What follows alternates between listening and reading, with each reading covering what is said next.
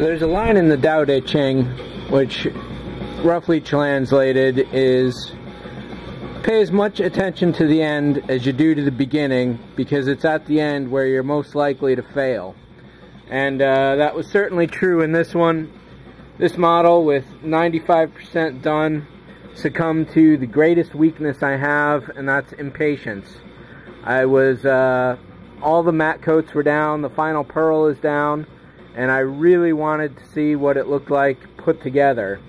And the nacelles have such a fit to the pylons that they're really tight.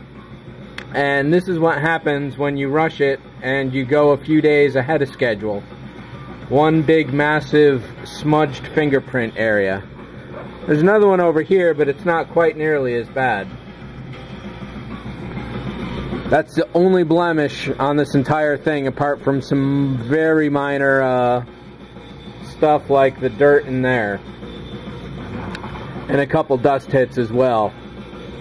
So that was definitely a really huge disappointment for me right there. It's my own fault, and I should have known better, and that is one reason why I don't rush models.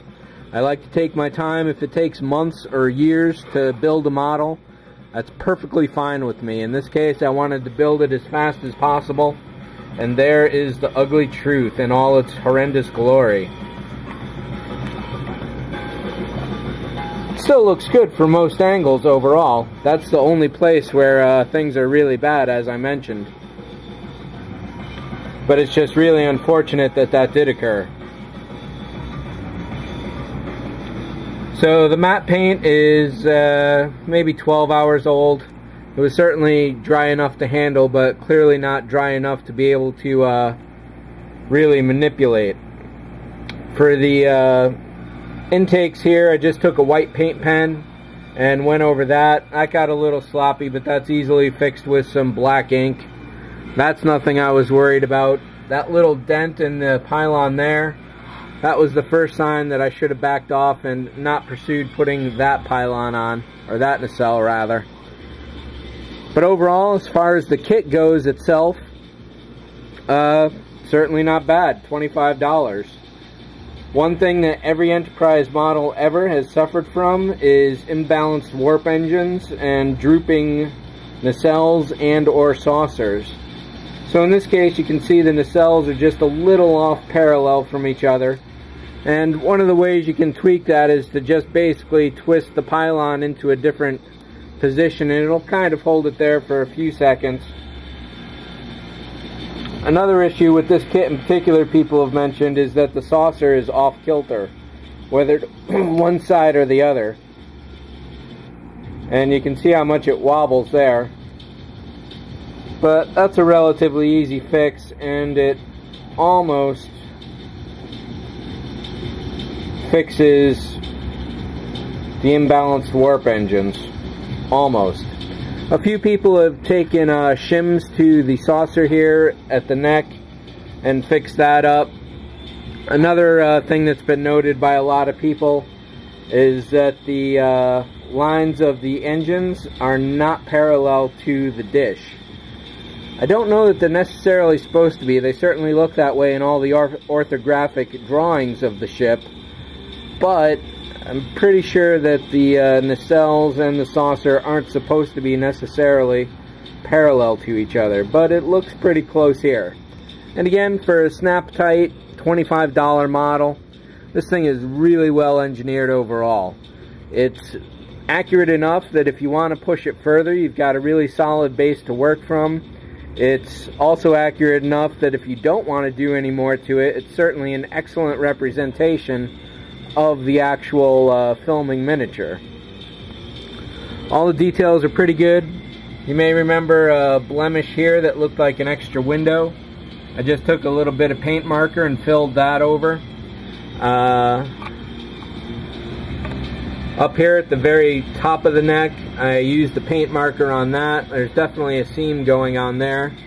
My main purpose of this model was to build it straight out of the box as is, with as little extraneous work as could be done.